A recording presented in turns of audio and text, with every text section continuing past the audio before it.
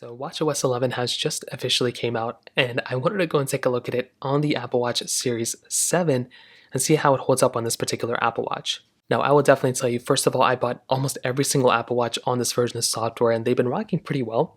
WatchOS updates don't really impact your watch as much as like iOS or iPadOS or even macOS updates. So I will tell you, there's still a lot of stability within this. I still wouldn't recommend installing it just yet. But with this particular Apple Watch, there's still lots of cool improvements.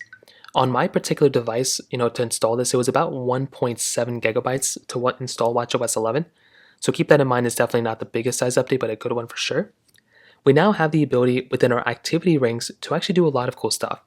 One, we have the capability of pausing our workouts or pausing our activity rings.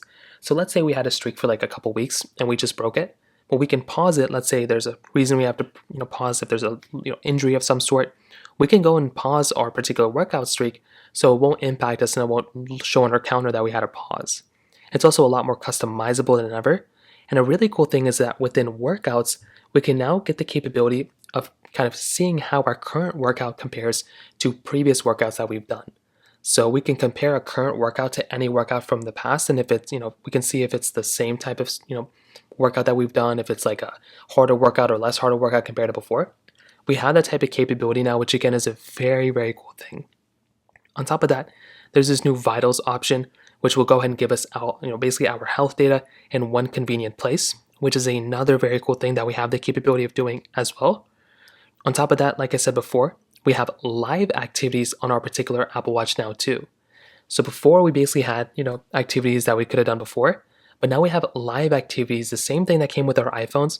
We have the capability of doing that now within our particular Apple Watch, which is really cool. Cycle tracking also got some cool improvements, so there's some improvements there specifically on pregnancy. And just like every other WatchOS update, there's a humongous focus on privacy, so this update should be more private than before. Now, on the Apple Watch Series 7 in particular, there's a lots of cool improvements and I'm really happy about all these changes.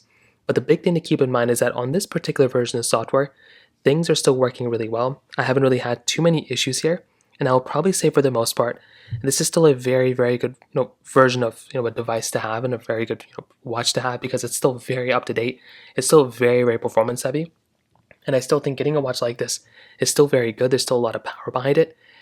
And if you're going to install WatchOS, I would say go for it, but just be careful installing it on a beta because there can be lots of issues that you may run into on this particular watch. So in terms of that kind of covers it up there. If you have any other thoughts or questions, let me know in the comment section below. Hit the like button, that would mean so much, but definitely hit that subscribe button. More importantly than everything else, I love every single one of you guys. Hopefully I'll catch you guys in the next video.